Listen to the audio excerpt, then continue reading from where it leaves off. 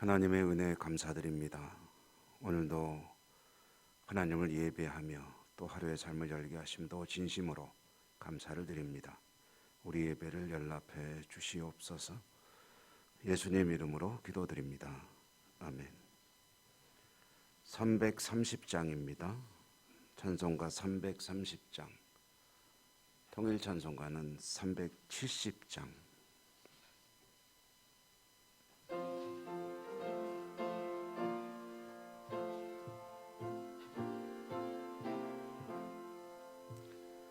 어두운 밤 시대리니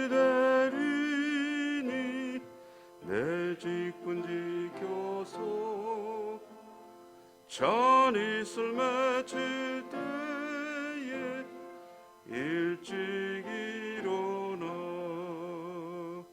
해 돋는 아침부터 힘써서 일하라. 일할 수 없는 밤이 속히 오리라. 어두운 밤 시대리니 내 직분 지켜서 일할 때 일하면서 놀지 말아라. 낮에는 수고하나 쉴 때도 오겠네. 일할 수 없는 밤이 속히 오리라.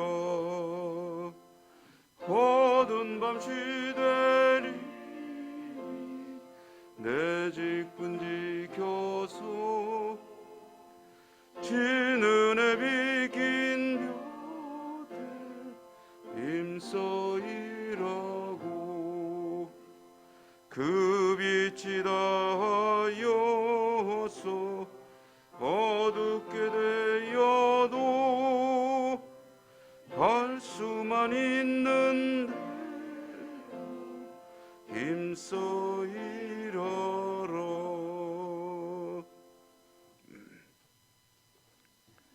시편 37편 읽습니다. 시편 37편 1절에서 11절까지.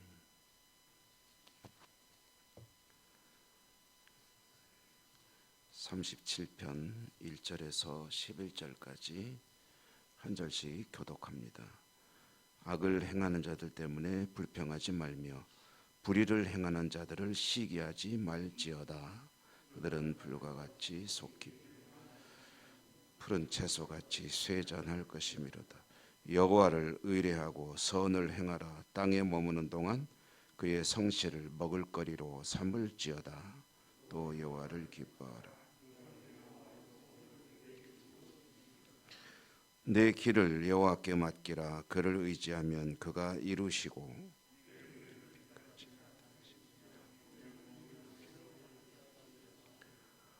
여호와 앞에 잠잠하고 참고 기다리라. 자기 길이 형통하며 악한 꾀를 이루는 자 때문에 불평하지 말지어다. 분을 그치고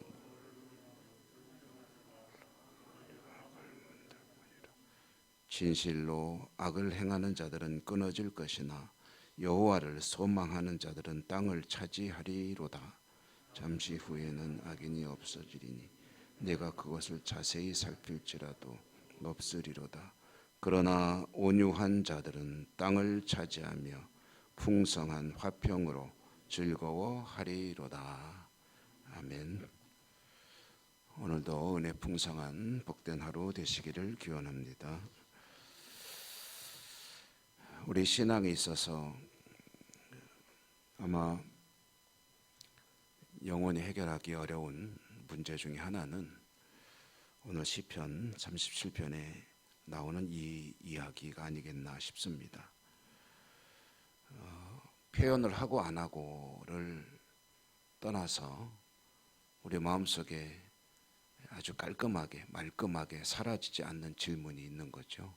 그것은 하나님 앞에 믿음으로 신실하게 살려고 애쓰는데 이런 문제들이 잘 해결이 안 되는 건가 하는, 이건 뒤집어 얘기하면 하나님을 알지 못하고 무시하고 그렇게 살아가는 이들은 또 잘 풀리는 경우들이 더 많은 것 같이 보이죠.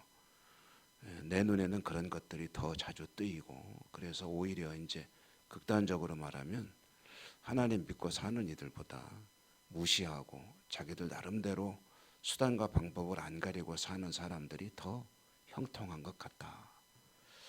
근데 이것은 좀 아니지 않느냐 하는 이 질문, 이 의문은 그렇지 않으리라고 믿는 믿음으로 억누르기 때문에 표현이 안 될 뿐이지, 믿음으로 산다고 하는 모든 이들에게 사실은 잠재해 있는 그런 질문일 것입니다.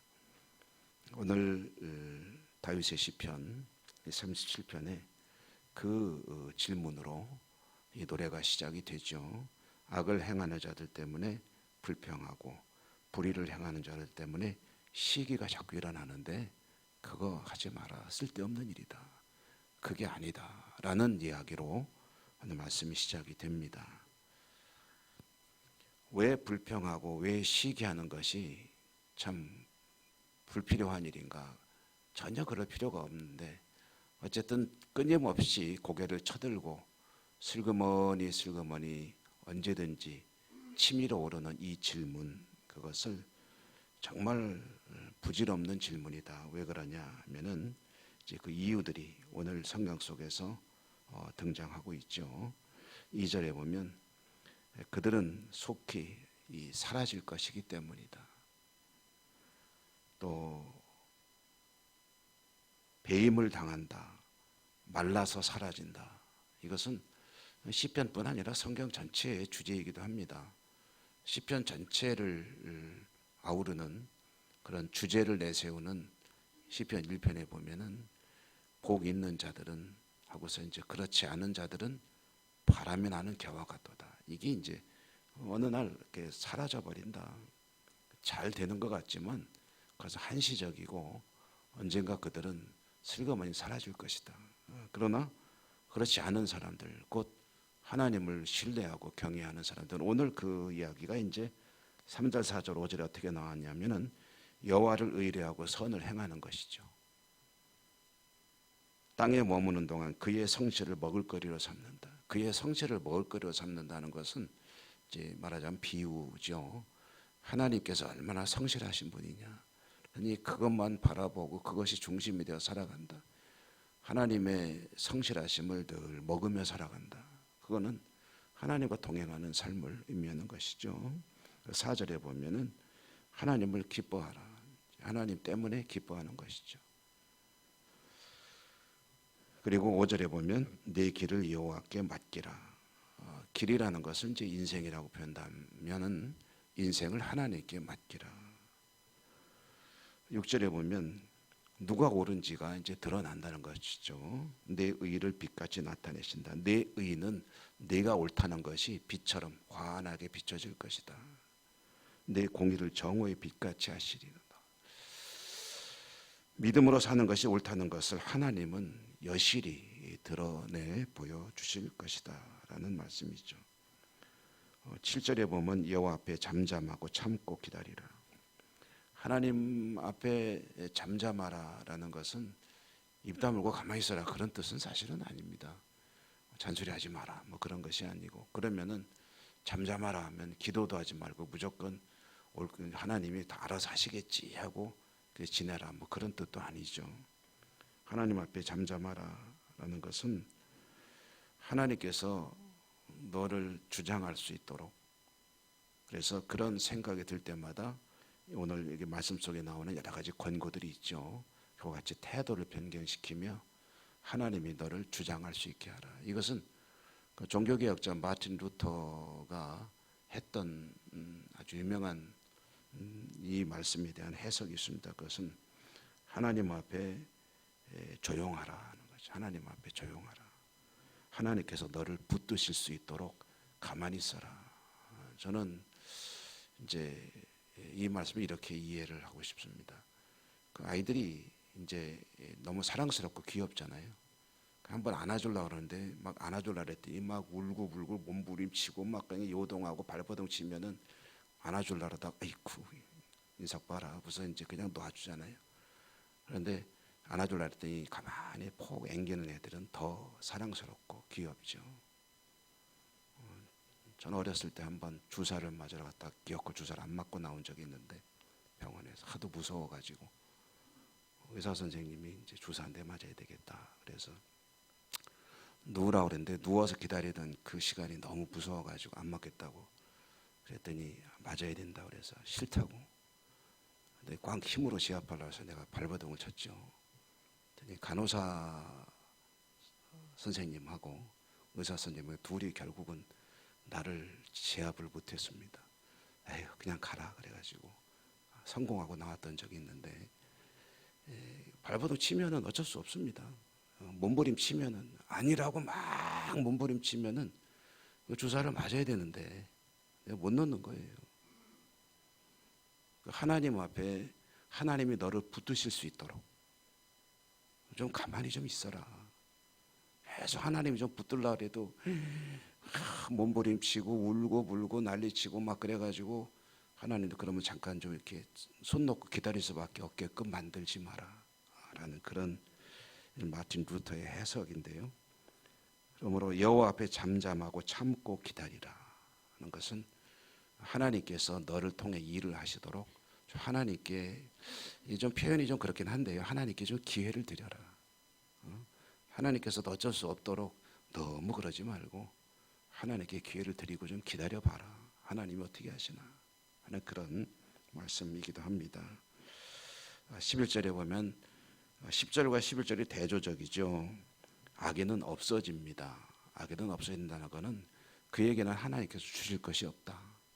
가장 중요한 겁니다.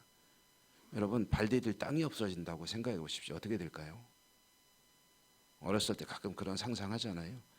내가 딛고 살아가는 이 땅이 발 디딜 땅이 없어져 가지고 무한하도록 추락한다 라면 그게 생각하면 굉장히 무섭죠. 저는 엉뚱한 상상을 좀 많이 했었는데 어렸을 때 그 땅이 어느 날 없어져 버린다. 그러면 어떡하지? 자고 일어났더니 세상에 아무도 없다. 아버지 어머니도 안 계시고 나 혼자 있다. 그러면 어떡하지? 이런 엉뚱한 상상들. 그런데 온유한 자들은 땅을 차지한다고 그랬습니다. 악인들은 없어지고 자세히 살필지라도 없으리로다. 10절에 11절에 온유한 자들은 땅을 차지하고 풍성한 화평으로 즐거워하리로다. 산상수훈 팔복에도 온유한 자가 누리는 복이 땅을 차지한다고 합니다. 이 땅을 차지한다는 게 뭐겠습니까? 그에게는 하나님의 나라가 주어진다는 것이죠. 하나님이 다스리는 땅이 그에게 주어진다. 어떤 사람들에게 악을 행하는 자들 때문에 불평하고 투덜대는 것이 아니라 여호와를 의뢰하고 그의 성실을 먹을 것으로 삼고 여호와를 기뻐하고 여호와께 맡기고 살아가는 사람들, 그들에게 그들이 옳았다는 것을 하나님이 확실하게 보여주실 텐데 그에게는 땅이 주어질 것이다. 어떤 땅? 하나님이 다스리는 땅입니다. 이것은 우리의 삶으로 말하면 하나님의 다스림 속에 살아가는 그런 은혜가 주어질 것이다. 그런 말이죠. 여러분 사실 이렇게 이런 말씀 우리가 들어도 이 질문이 말끔하게 다시는 안 나타나느냐? 그렇지 않습니다. 어느 순간 갑자기 하나님이 왜 이러시나? 하는 의문은 또 고개를 들고 일어설 것입니다. 그렇지만 그런 모든 질문들을 계속 잘 다스리며 하나님을 기뻐하고 하나님을 의뢰하고 살아가는 것이 옳습니다. 하나님이 그것을 입증해 주실 것입니다. 오늘도 하나님을 의뢰하고 하나님을 기뻐하는 복된 하루가 되시기를 주님 이름으로 축원합니다. 은혜로우신 하나님 감사합니다. 그렇습니다. 하나님께서 행하시는 모든 역사들에 조금도 착오가 없는데 저희들은 저희들의 생각과 시각을 가지고 판단하고 자를 들이대고 하나님을 불편한 마음으로 바라볼 때가 참 많이 있습니다. 여호와를 의뢰하고 그의 성실을 먹을거리로 삼고 그를 기뻐하고 네 길을 여호와께 맡기라. 여호와께서 네가 옳다는 것을 밝히 보여주시리라. 오늘 주신 말씀을 기억하며 오직 하나님 바라보고 믿음으로 살아가는 복된 삶이 될 수 있도록 인도하시고 축복해 주옵소서. 예수님 이름으로 감사하고 기도 올리옵나이다. 아멘. 하늘에 계신 우리 아버지, 아버지의 이름을 거룩하게 하시며 아버지의 나라가 오게 하시며 아버지의 뜻이 하늘에서와 같이 땅에서도 이루어지게 하소서. 오늘 우리에게 일용할 양식을 주시고 우리가 우리에게 잘못한 사람을 용서하여 준 것 같이 우리 죄를 용서하여 주시고 우리를 시험에 빠지지 않게 하시고 악에서 구하소서. 나라와 권능과 영광이 영원히 아버지의 것입니다. 아멘. 오늘도 하나님 앞에 여러분의 모든 소원 아뢰시기 바랍니다. 여호와를 의뢰하고 그를 기뻐하라 하셨으니 말씀을 기억하시며 하나님께 감사의 기도를 드리시고 모든 가지고 나온 기도 제목을 아뢰시고 또 우리가 함께 기도하는 기도 제목들 많이 있죠. 나라의 회복과 또 이 사회 우리 교회 특별히 회복 교회 학교 회복과 부흥을 위해서 기도하시고요. 또 여러 가지 어려운 문제들 특별히 질병과 싸우는 우리 환우들을 위해서 꼭 기도해 주시기 바랍니다. 암과 투병하고 있는 이들 참 외롭고 고통 가운데 힘들죠. 해줄 수 있는 것이 없습니다. 기도는 그래도 할 수 있죠. 우리 여러분들의 기도 꼭 부탁드리고요. 또 그 외에도 전쟁으로 힘들어하는 이들 위해서 기도하시고 전쟁이 속히 끝나고 코로나도 속히 끝나고 그리고 우리 이제 추운 겨울이 다가오는데 우리 어르신들 건강을 위해서도 기도하시고 또 이제 장로로 집사로 권사로 피택이 되어서 이제 교육받고 임직을 준비하고 있는 분들 잘 준비할 수 있도록 교회 훈련을 잘 받아서 훌륭한 그런 중직자들로 주의 사명 감당할 수 있도록 위해서 또 기도해 주시기 바랍니다. 여러 가지는 기도 제목들을 놓고 주여 한번 힘차게 부르고 하나님께 기도하겠습니다. 주여